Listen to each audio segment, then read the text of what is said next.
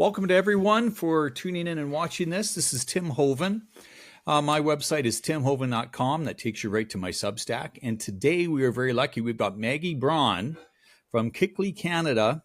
She is here to talk about what KICLEI is all about and her upcoming Alberta tour, which just starts in a couple days. Maggie, welcome. Thank you for having me, Tim. I'm excited to be on here with you today and to come to Alberta tomorrow. Well, it's beautiful weather, so you're timing it perfectly. So Maggie, why don't you tell us a bit about yourself? How did you get involved in all this? So I traveled with my family quite a bit when I was younger to countries like Papua New Guinea and St. Lucia. They were actively involved in community building and development. I probably took an interest in environmental issues and, of course, naturally, the United Nations at a young age. Ended up doing ecosystem management in college and started asking some more critical questions about climate change and then discovering the agenda behind that. And after college, when I moved out to British Columbia, one of the first things I saw in the paper was an advertisement about the official plan in the area. And when I took one look at it, I could see that it was filled with United Nations Sustainable Development Goals and language, and started speaking out at that time. And really, it wasn't until after the lockdowns and my participation in the Freedom Convoy that I realized Canadians really needed local solutions to counter the global agenda that's being implemented across the country. And I started digging into my old research and putting the pieces together, and discovered that essentially everything that's happening in Canada at the local level that's related to the United Nations Sustainable Development Goals is being done voluntarily. And we can do a lot to counter that and redirect our councils. So that's what I started doing and having success with that and wanting to take that message across the country. Do you have an example of something that is going on here in Alberta that illustrates how the United Nations and some of these multinational global organizations are getting involved in our local politics? Well, the focus of my work right now, I've discovered a program that was initiated in 1994. It's called the Partners for Climate Protection Program.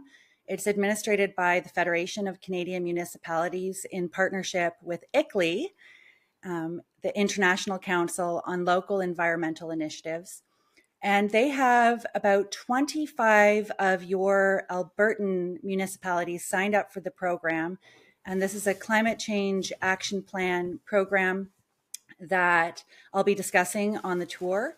And we've had success here in Ontario in challenging this program. Our first effort resulted in the council in Thorold withdrawing from the program. And then I did a cost analysis going into the budget season of 2024 in the fall.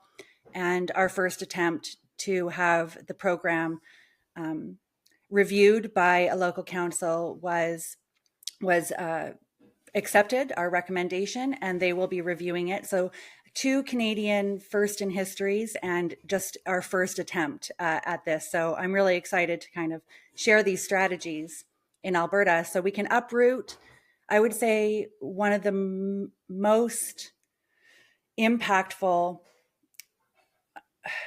UN directive program that's happening behind the scenes in our councils that we can easily do something about. Could you give us an example of one of the things that the councils are being pressured or bribed to do that might not be good for the local people living in that area? Yeah, so municipal councils have certain responsibilities under their jurisdiction. Community safety, infrastructure, economic development, affordable housing, environmental stewardship. And what's happening with the climate action plan programs is they're coming in and inserting themselves under environmental stewardship and then redirecting funds and administrative duties towards the climate action plans. And it's pulling funds from the other municipal priorities.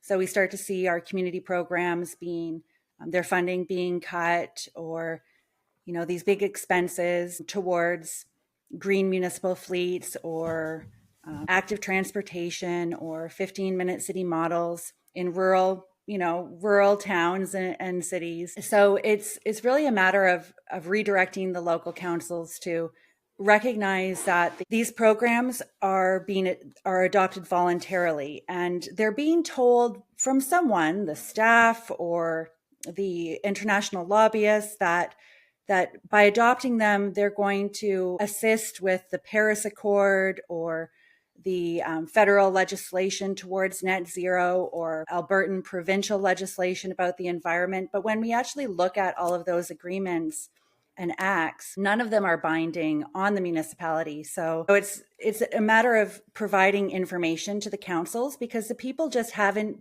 been doing that. We haven't been in there countering the international lobbyists' reports and agendas and surveys. So what I've done with KICLEI is create a counter to that. So when I was on municipal council, we had to deal with Y to Y, Yellowstone to Yukon. We live right on the eastern slopes. And so this is when the NDP were empowered. They had Y2Y come out and do a series of local consultations. And you could see the script that they were following.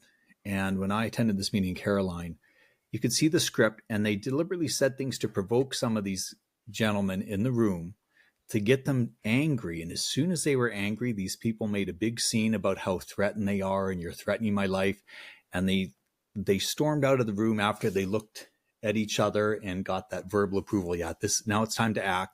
And then they went to Edmonton and said the group is being, I believe it was like unruly and uncooperative, just to get the permission to ignore what the local people wanted. And for those of you that don't know, Y2Y is an organization that goal is to have a wildlife corridor all the way from Yellowstone all the way up to Yukon. And when they say they want a wildlife corridor, they want it for nature and not for people. Yeah. So one of their goals is to get people out of that entire eastern slope corridor, which would be, well, devastating. It'd be horrible. But they wrap it up in roses and rainbows and make it sound all beautiful, and you're a Nazi if you disagree. Yeah. But it is a real anti-human, anti-wholeness of life agenda that these groups are bringing to us.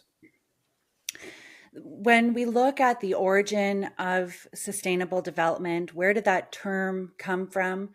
It originated within the United Nations, and in the 70s, they held a conference called the Brundtland Commission, and they defined sustainable development, and they articulated their land use policy, and basically stated that land can't be treated like an ordinary asset controlled by individuals, and that government control over land use was indispensable for their development schemes. And what we see is that along with sustainable development and the official plans that are being proposed to our municipalities is a constant drive of population growth away from rural small towns and directing the population growth towards urban areas and to high density housing. So one of the arguments I make is here in Canada, we have so much land, and this development scheme doesn't suit the Canadian landscape where,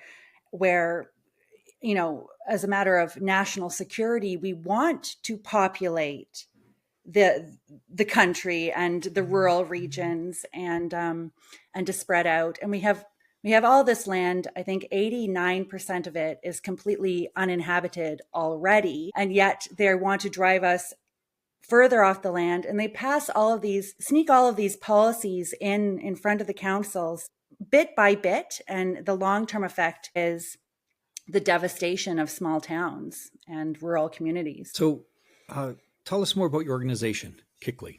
First of all, where did you get the name? So KICLEI was, I did my first deputation I'm in Peterborough. So I spoke first in the city of Peterborough and then Peterborough County.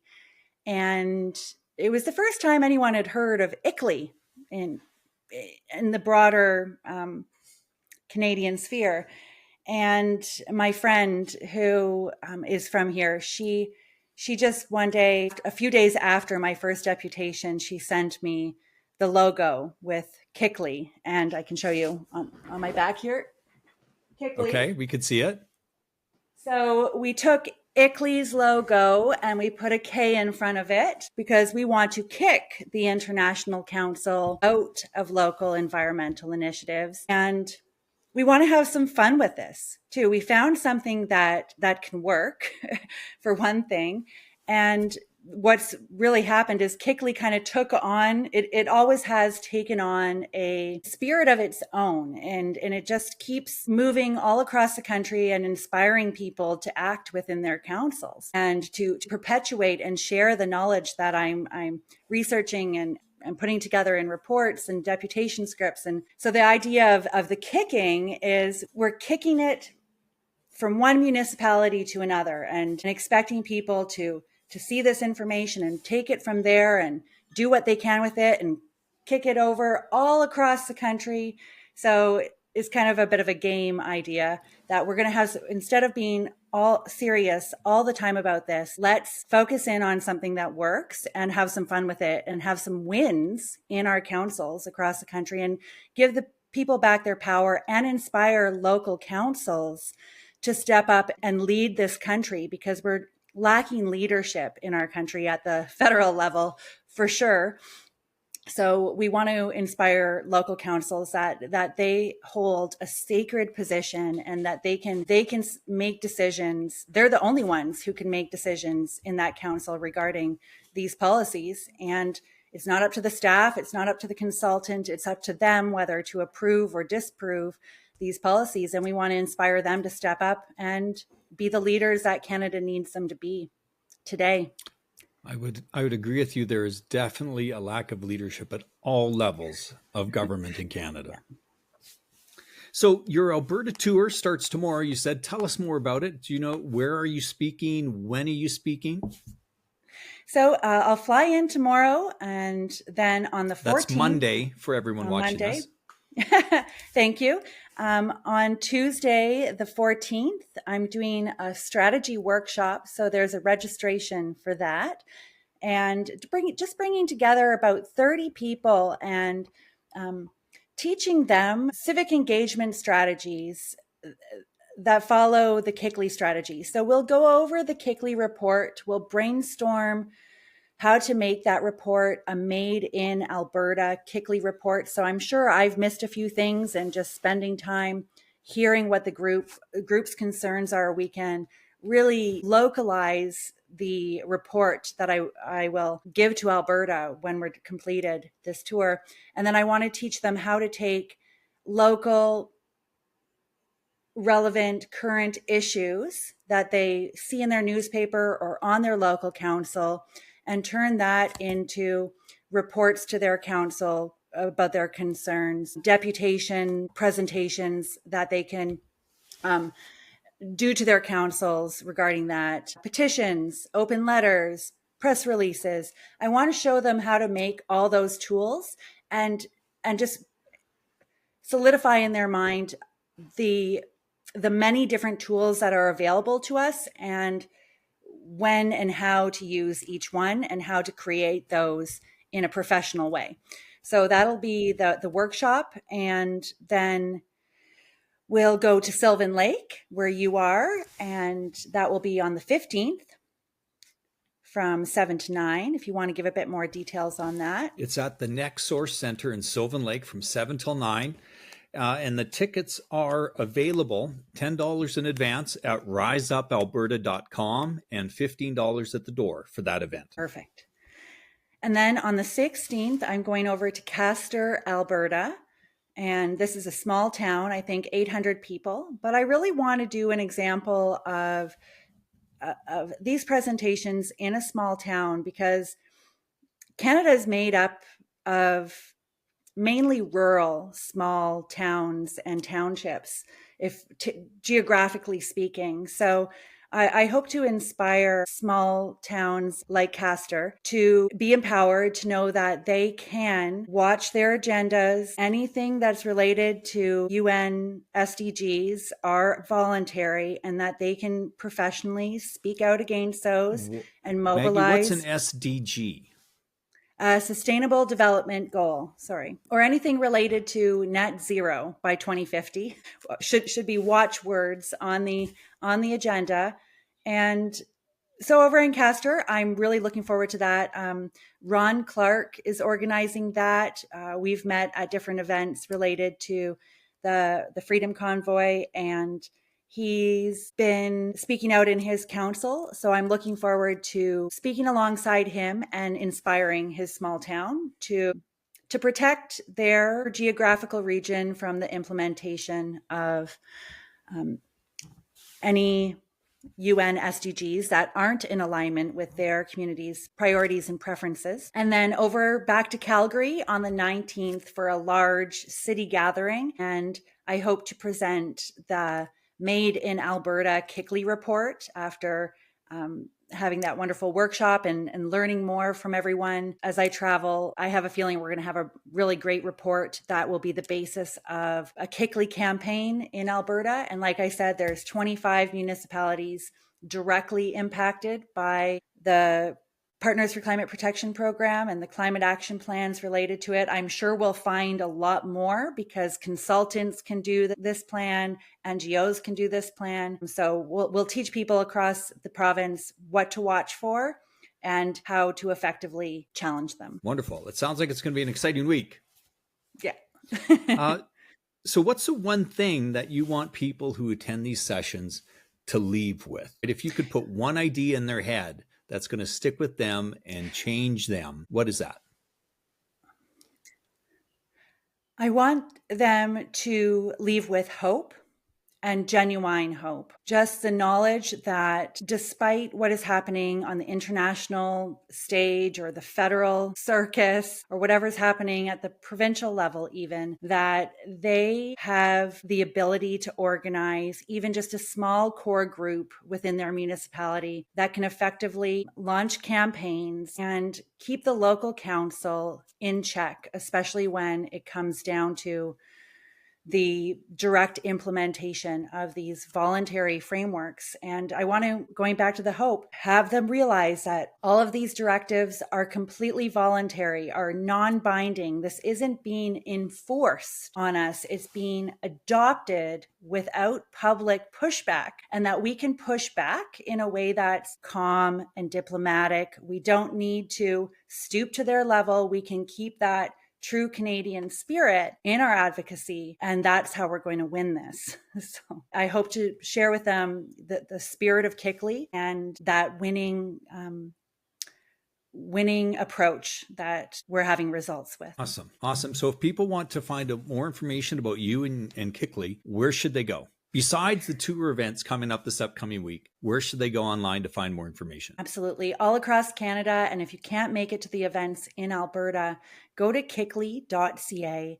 And you're going to find there on our Take Action page more information about the origins and impacts of these programs, about our petition, which is nationwide, and that will really come in handy when there are deputations and presentations in your area. There's a survey there, so we want to get an idea from Canadians when it comes to municipal priorities. Where do they place global sustainable development goals in priority compared to, say, other municipal priorities like affordable housing and economic development and accountability, and there's a whole list there. So what we want to show councils, and this is where our data will really come in handy, because councils need to rely on some data, and we want that data to be really good surveys that are really non-biased and gathering from their residents what their priorities are. And I think what we're going to find when that survey is done is that most Canadians, if they were to pick, would prioritize pretty much every municipal priority above global sustainable development goals because it simply isn't a municipal priority. So that we want local governments to focus on their local responsibilities. Well, the theme for the Wednesday night event in Sylvan Lake is keep local politics local. We don't need to have federal money being dumped into our local politics. We don't need international money. We have to do locally what's best for the local people. That's right. And if every community adopted that, this province could turn around it would start to turn around pretty quick. But when people in local municipal councils want to align with some federal objective or international objective, it puts our local people second or third or fourth or fifth. It does. It does. And the councils end up spending a lot of time on this stuff. In council, in committee, they have staff collecting all this data on an annual basis on our energy consumption and waste patterns. And none of that is mandatory. They don't have to be doing that. So there's a lot of money and time going into this. And we're in a state of nationwide local crises when it comes to homelessness and opioid addiction and housing and affordability. Most people can't afford to buy and own a vehicle and drive it, let alone trying to transition us all to EV vehicles by 2050, right? I know so many people who are struggling to buy groceries right now, let alone an EV. Yes. So we just want to get our priorities in order, get our house in order. Wonderful. Maggie, thank you so much for your time this afternoon. And I'm looking forward to seeing you when you get out here to Alberta on this tour. Thank you so much. Me too. And thank you for all your efforts organizing in Sylvan Lake. Looking forward to it. Awesome. Bye.